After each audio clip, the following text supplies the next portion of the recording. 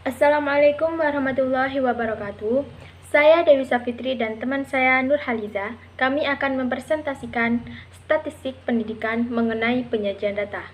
Kita mulai dari pengertian data statistik. Seperti yang kita ketahui bahwa data statistik adalah data yang berwujud angka atau bilangan yang harus menunjukkan suatu ciri dari suatu penelitian yang bersifat agregatif, serta mencerminkan sesuatu kegiatan dalam bidang atau lapangan tertentu. Kemudian, penelitian yang bersifat agregatif itu artinya ada beberapa. Yang pertama, bahwa penelitian itu boleh hanya mengenai satu individu saja, akan tetapi pencatatannya harus dilakukan lebih dari satu kali. Seperti pada contoh berikut, angka-angka yang menunjukkan ciri tentang perkembangan prestasi belajar siswa A dalam bahasa Arab dari waktu ke waktu. Semisal pada semester 1 dengan nilai 5,5, semester 2 dengan nilai 6, semester 3 dengan nilai 6, semester 4 dengan nilai 6,5, semester 5 dengan nilai 7, dan semester 6 dengan nilai 7. Hal ini menunjukkan bahwa data tersebut adalah pencatatan yang dilakukan berkali-kali. Kemudian sifat agregatif yang kedua adalah bahwa penelitian atau pencatatan hanya dilakukan satu kali saja, tetapi individu yang diteliti harus lebih dari satu. Seperti pada contoh hasil pencatatan mengenai hasil nilai tes formatif yang dilakukan satu kali di bidang studi ilmu tauhid yang diikuti oleh 10 orang siswa madrasah aliyah seperti pada tabel berikut. Untuk yang selanjutnya ada penggolongan data statistik. Yang A, penggolongan data statistik berdasarkan sifatnya ada dua, yaitu data kontinu dan data diskrit. Untuk yang pertama ada data kontinu. Data kontinu adalah data statistik yang angka-angkanya merupakan deretan angka yang sambung menyambung. Seperti pada contoh data statistik mengenai tunai badan atau tinggi badan orang dalam ukuran cm, seperti 150, 150,1, 150,2, 150,3, dan seterusnya. Pada contoh tersebut menunjukkan bahwa angka-angkanya ini adalah sambung menyambung atau merupakan berderet. Kemudian yang kedua itu ada data diskrit, yang mana data diskrit adalah data statistik yang tidak mungkin berbentuk pecahan, seperti pada contoh yaitu tentang jumlah anggota keluarga. Nah, di sini maksudnya adalah dalam bentuk satuan, seperti contoh anggota keluarga ada 1, ada 2, ada 3, ada 4, ada 5, dan sebagainya. Kemudian yang B ada penggolongan data statistik berdasarkan cara menyusun angkanya. Itu ada 3 macam. Yang pertama ada data nominal, ada data ordinal, dan yang ketiga ada data interval. Untuk yang pertama adalah data nominal. Data nominal adalah data statistik yang cara menyusun angkanya didasarkan atas penggolongan atau klasifikasi tertentu, seperti pada contoh jumlah siswa madrasah tsanawiyah pada tahun ajaran 2020-2021 menurut tingkat dan jenis kelaminnya. Seperti pada tabel tersebut, ada kelas 3 dengan jumlah pria 50 dan wanita berjumlah 34. Untuk kelas 2, pria berjumlah 48 dan wanita berjumlah 44. Untuk yang kelas 1, pria berjumlah 72 dan wanita berjumlah 52. Nah, yang dimasukkan dari penggolongan atau klasifikasi tertentu di sini adalah adanya jumlah dari jenis kelamin pria dan jenis kelamin wanita. Kemudian yang kedua itu ada data ordinal atau disebut juga dengan data urutan. Data urutan ini atau data ordinal adalah data statistik yang cara menyusun angkanya didasarkan atas urutan kedudukan atau ranking. Nah, contohnya ada tabel berikut. Di sini terdapat nama-nama Suprapto, Gunawan, Prabowo, Kurniawan, dan Martono dengan urutan kedudukan ranking, dengan Suprapto urutan yang keempat, kemudian Gunawan urutan yang kedua, Prabowo urutan yang kelima, kemudian Kurniawan yang urutan pertama, untuk Martono urutan ketiga.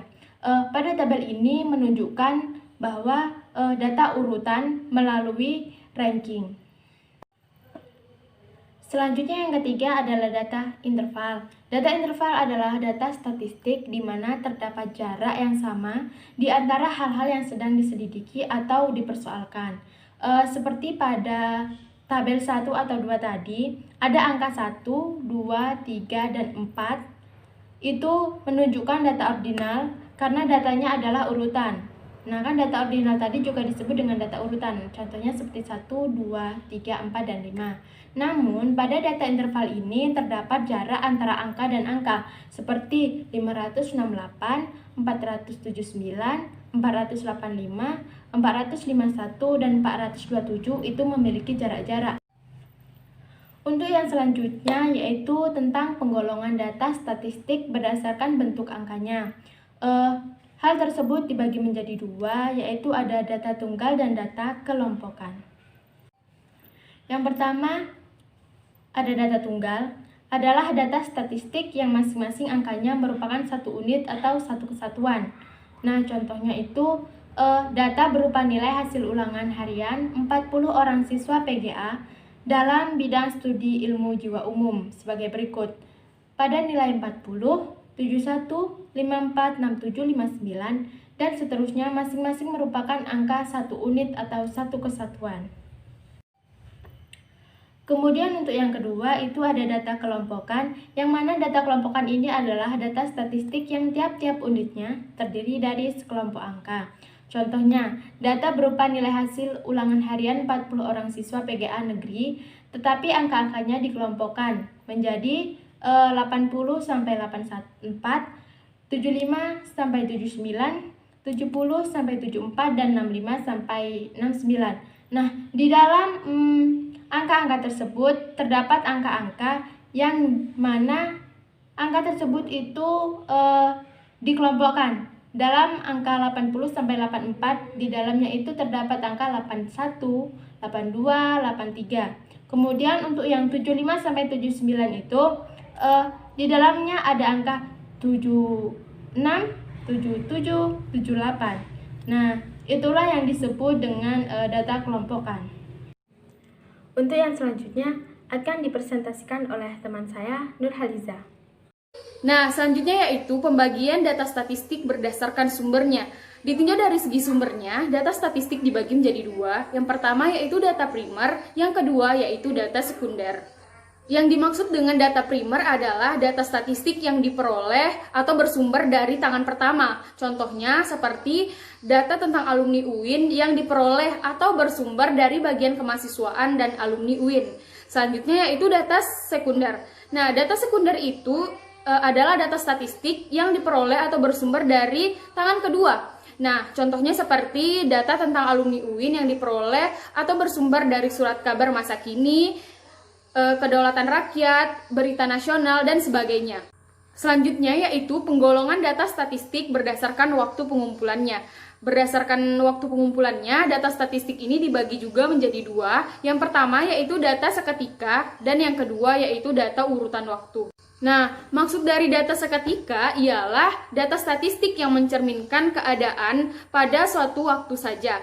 Contohnya seperti data statistik tentang jumlah tenaga pengajar di sebuah SMTA dalam tahun ajaran 2020-2021. Hanya 1 tahun ajaran saja. Nah, sedangkan untuk data urutan waktu adalah data statistik yang mencerminkan keadaan atau perkembangan mengenai suatu hal dari satu waktu ke waktu yang lain secara berurutan. Contohnya, data statistik tentang jumlah tenaga pengajar di sebuah SMTA mulai tahun ajaran 2020-2021 sampai dengan tahun ajaran 2025 sampai 2026. Selanjutnya yaitu sifat dari data statistik. Nah, adapun sifat-sifat dari data statistik itu yang pertama yaitu data statistik memiliki nilai relatif atau nilai semu.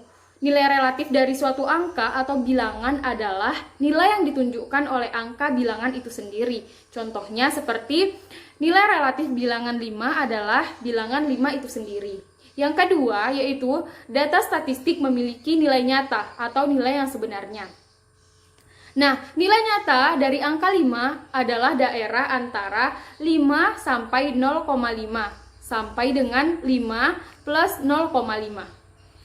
Yang ketiga yaitu data statistik memiliki batas bawah relatif, batas atas relatif, batas bawah nyata, dan batas atas nyata. Contohnya, Bilangan 50 ini batas nyatanya yaitu 50 dikurang 0,5 berarti 49,5.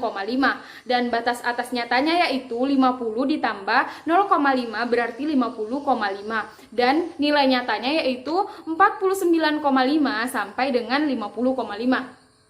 Yang keempat yaitu data statistik termasuk ke dalam data kelompokan yang memiliki nilai tengah atau titik tengah. Contohnya seperti deretan bilangan 5, 6, 7, 8, dan 9 memiliki nilai tengah sama dengan 7. Sebab bilangan 7 tersebut merupakan bilangan yang berada di tengah-tengah deretan bilangan itu. Yang kelima yaitu data statistik sebagai data angka. Dalam proses perhitungannya tidak menggunakan sistem pecahan, melainkan menggunakan sistem desimal atau sistem perpuluhan. Contohnya seperti pecahan 1/2 harus diubah menjadi 0,50 dan pecahan 3/8 harus diubah menjadi 0,375.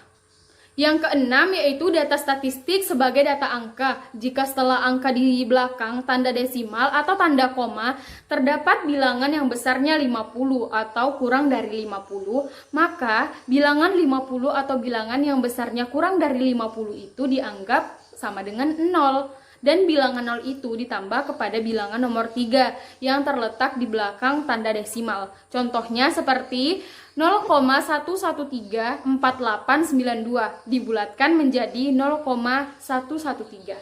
Selanjutnya yaitu contoh data statistik dalam dunia pendidikan. Yang pertama yaitu data statistik yang berkaitan dengan prestasi belajar anak didik seperti nilai hasil ulangan harian dan nilai hasil ulangan umum. Yang kedua yaitu data statistik yang berkaitan dengan anak didik seperti jumlah anak didik secara keseluruhan, jumlah anak didik dari segi tingkat atau kelasnya, data statistik yang berkaitan dengan staf pengajar, data statistik yang berkaitan dengan staf administrasi, data statistik yang berkaitan dengan anggaran pendapatan belanja, data statistik yang berkaitan dengan bidang perlengkapan, data statistik yang berkaitan dengan bidang keperpustakaan, dan data statistik tentang angka presensi anak didik, staf pengajar, dan staf administrasi. Selanjutnya yaitu manfaat penyajian dari data statistik. Adapun manfaat penyajian dari data statistik yang pertama yaitu membantu dalam pembuatan laporan atau penelitian. Yang kedua, agar mudah dibaca dan dimengerti oleh orang lain atau yang mengambil keputusan. Yang ketiga, menunjukkan perkembangan suatu keadaan. Dan yang keempat yaitu mengadakan perbandingan pada suatu waktu. Slide selanjutnya yaitu pengumpulan data statistik kependidikan. Data statistik kependidikan dengan menggunakan prinsip pengumpulan data statistik. Yang pertama yaitu lengkapnya data, tepatnya data, dan kebenaran data yang dihimpun. Nah, selanjutnya yaitu cara mengumpulkan data statistik kependidikan dengan melakukan dua cara. Yang pertama itu dengan cara sensus dan yang kedua dengan cara sampling. Selanjutnya yaitu alat pengumpulan data statistik. Nah, data statistik ini dapat dikumpulkan dengan menggunakan daftar cek, skala bertingkat, pedoman wawancara, dan yang terakhir yaitu kuesioner. Nah, sekian presentasi dari kelompok kami. Lebih dan kurangnya, kami mohon maaf apabila ada kesalahan dalam pengucapan. Saya akhiri, wassalamualaikum warahmatullahi wabarakatuh.